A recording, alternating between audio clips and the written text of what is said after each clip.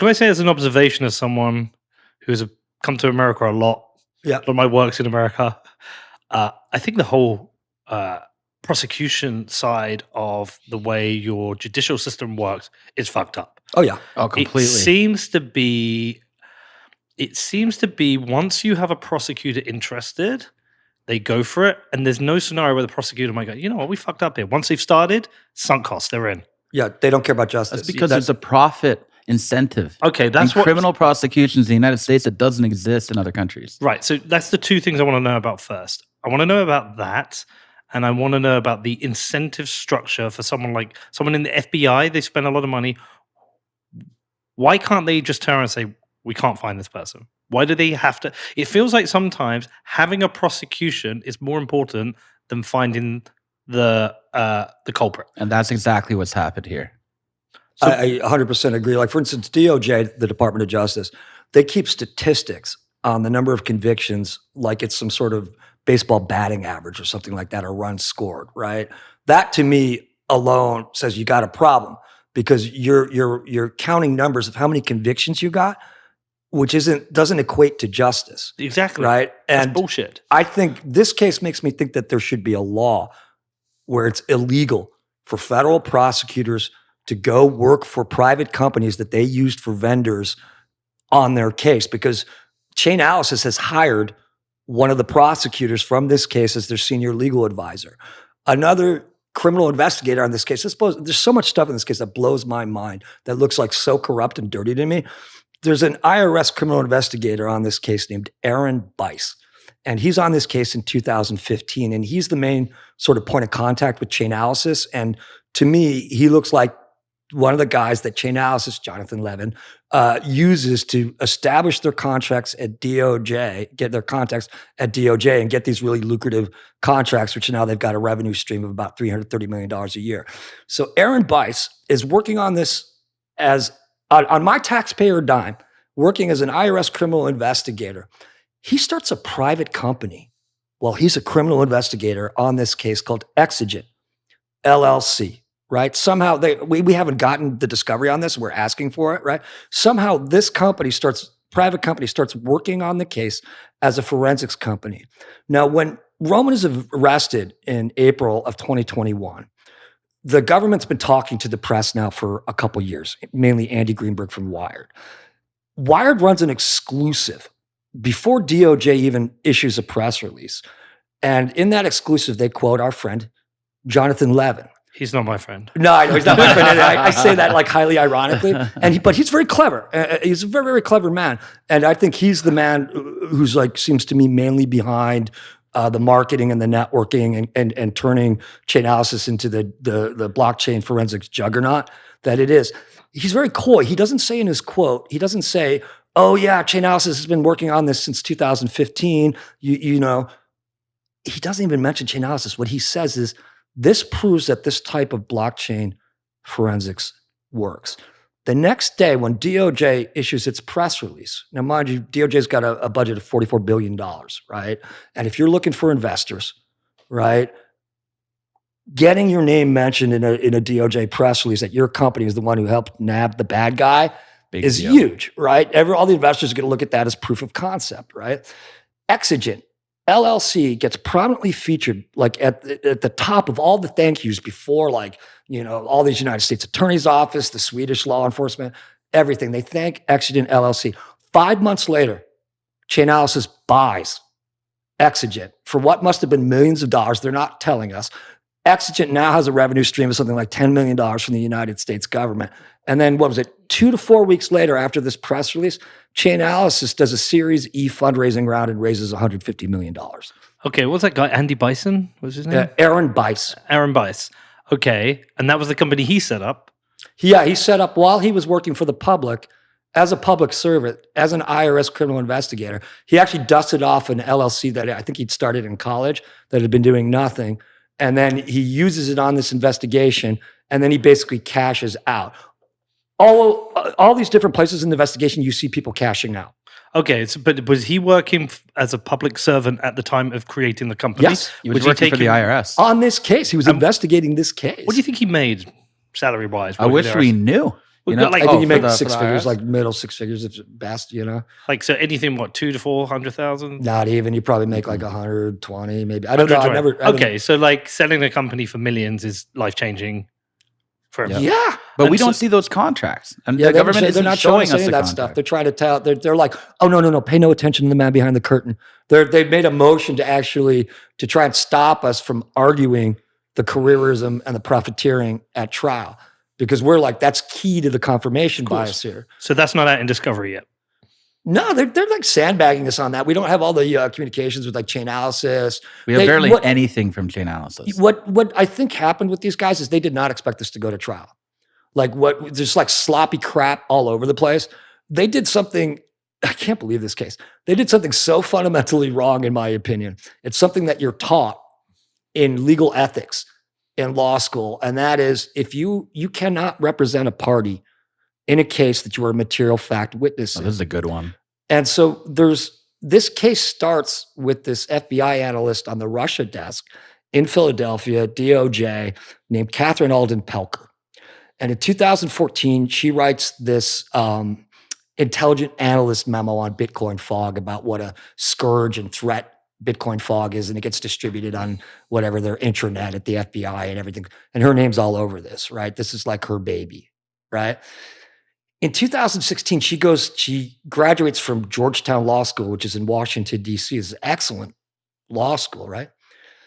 Then she becomes an assistant United States attorney, and then she becomes a prosecutor on this case. Well, that's a huge problem because she's a material fact witness. Every single federal criminal case I've ever had, I have cross-examined the investigative FBI agent. You have a She- Sixth Amendment right to do so under the Confrontation Clause. Yeah, she starts this case. She's all over it. She's the investigator for 2 years. So in our first meeting, we looked at her and I said to her, you're a material fact witness in this case. You cannot be a prosecutor in this case. You know what she says to me? No, I'm not. Like, what the fuck am I supposed to do with that? Right. And so now there's a big battle, whether or not like we can call her as a witness, right? But like that they even just did that to me just shows that they weren't thinking, oh, anybody's going to challenge us. They thought they just had like a slam dunk. But if he's not taking a plea and 10% go to trial and no 2% go to trial, did you say? Yeah, 2% and And less then than of those 1%. less than 1% of the 2% Yeah. are successful.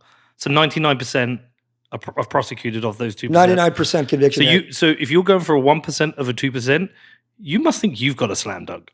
No, I don't. I never think I have a slam dunk, but I do think I've got an innocent man that I have a duty and an obligation to fight like fucking hell to keep out of jail. And I've won before. I beat them before. What's And- at stake here? What, like if he loses, what's at stake? What's at stake? Yeah. 50 to life for Roman. Huh. That's what's at stake. And then there's a lot at stake for the blockchain community because then they're just going to go even more rampant with this kind of crap.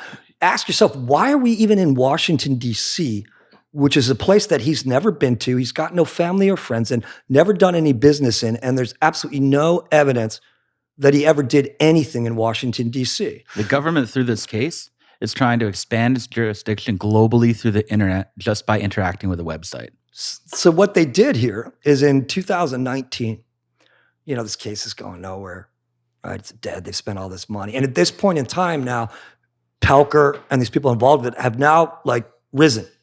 They become like star prosecutors. These are the star like Bitcoin blockchain prosecutors at DOJ now that we're up against, right? They're no longer these unknowns trying to make their name writing this analyst report in 2014. In 2019, some IRS agents, they send a message to Bitcoin Fog, whatever they think is the help desk or whatever, and they basically say, "Oh, hi, I just sold some Molly and some illegal drugs. Is Bitcoin Fog a good mixer to mix my, illegal drug money?" No response. They take some Bitcoin, they mix it through Bitcoin Fog, and they put it back in a government wallet. That is their sole basis for jurisdiction in the District of Columbia. Now, we're fighting that. That's, to me, blatantly unconstitutional. I've actually won on that issue before in other What is communities. unconstitutional about it? What's unconstitutional? The United States Constitution in two places has something known as the venue clause. And it's in Article 3 of the United States Constitution, and it's in the Sixth Amendment. And what it says is that all federal criminal jury trials must occur, it's not optional, must occur in the state and the district where the crime occurred, right? So what crime occurred in DC? But the IRS would buy Molly. I mean, But that's they didn't buy Molly, and it's not even clear to me that their Bitcoin that they used were the proceeds of an illicit crime, and they got no response. So there's not even any evidence that Roman's even on the other side of this thing.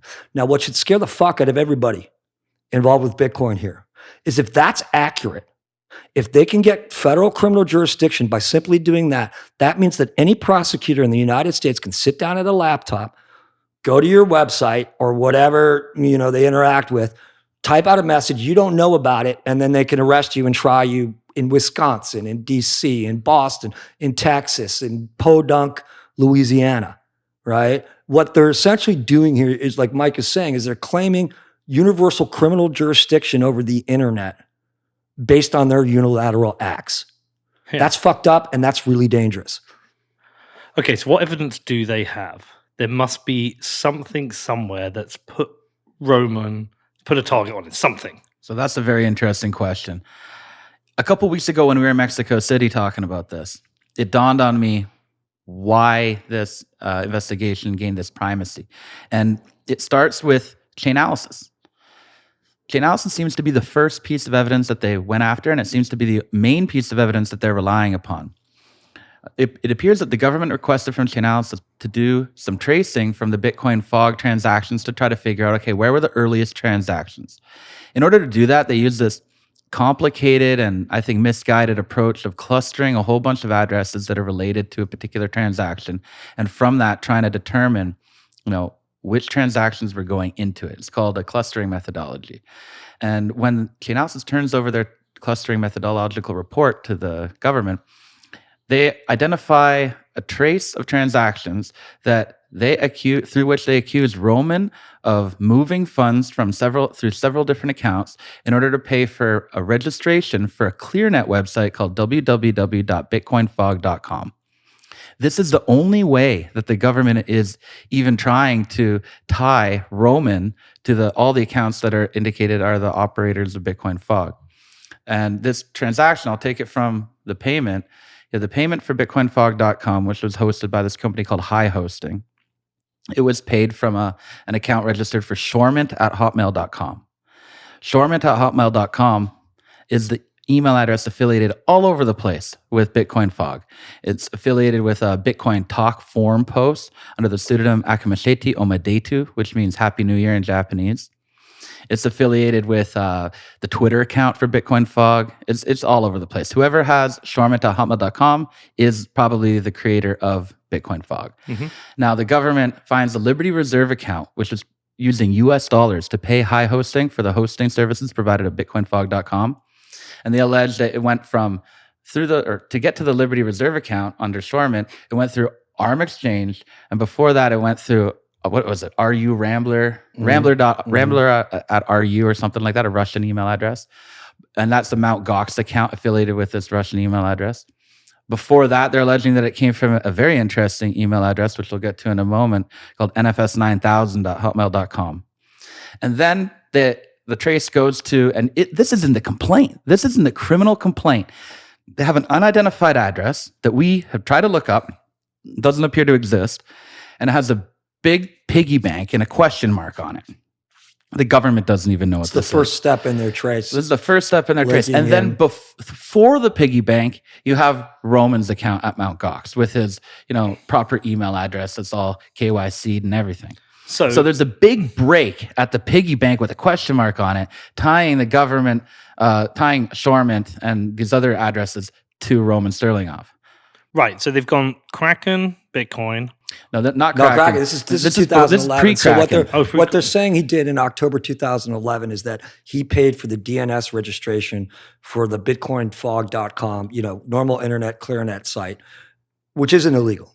Yeah. That's their main piece of evidence. And that what they're doing is they're doing a multi-layered trace through multiple Mt. Gox accounts, then into the RM Exchange, Liberty Reserve to get to the payment for this DNS registration. So they counted all these hops. And they counted all these hops. The hops, it's a mess. So they're assuming what they're basically saying is he is the person at every stage of that hop.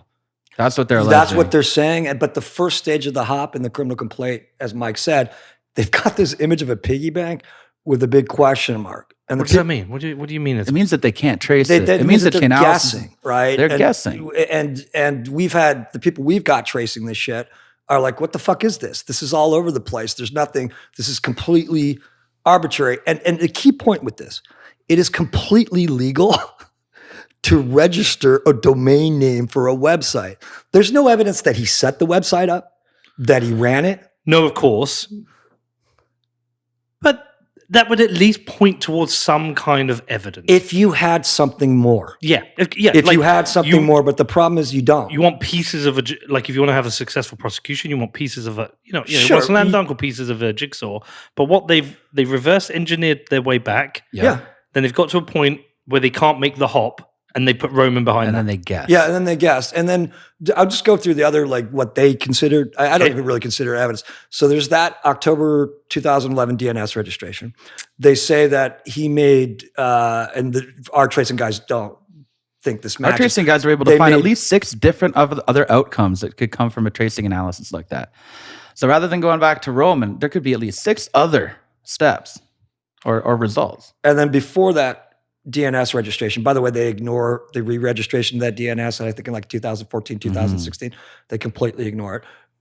They say that he made some test deposits to Bitcoin Fog before it became officially online in October 2011. It's announced on Bitcoin Talk forum, that Satoshi started.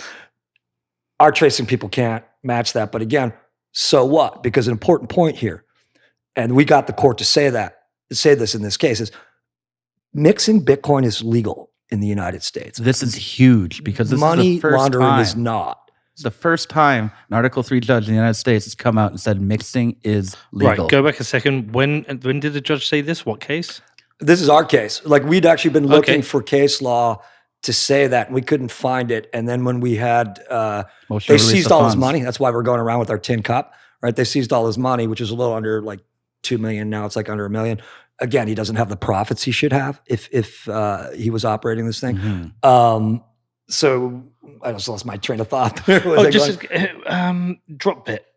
Yeah, I can't remember his name. The Dropbit CEO. Yeah, search up Dropbit CEO. Do you know about the Dropbit case? No, I'm not sure. So Dropbit was a wallet that sponsored the podcast years ago. Larry Harmon. Larry Harmon. Oh, Larry Dean Harmon. Yeah, Harmon. we're familiar with this. This is a We know Helix this case. case. Now, like we were mentioning earlier, this is another example of a case where the government did use chain analysis. Yeah. It was part of the evidence against Larry Dean Harmon and Helix. And that case resulted in a plea. So these heuristic methodologies that chain analysis has been using to conduct their blockchain tracing never got to be challenged in federal Hold on, court. so Larry took a plea. Yeah, in Harmon, they took a plea. And what's interesting, What was the plea?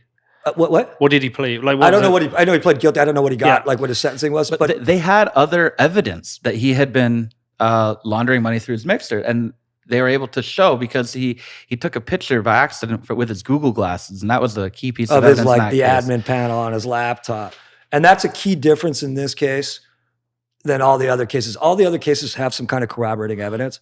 But hold on. So Larry was accused of running a mixing service, took a plea deal. Yeah.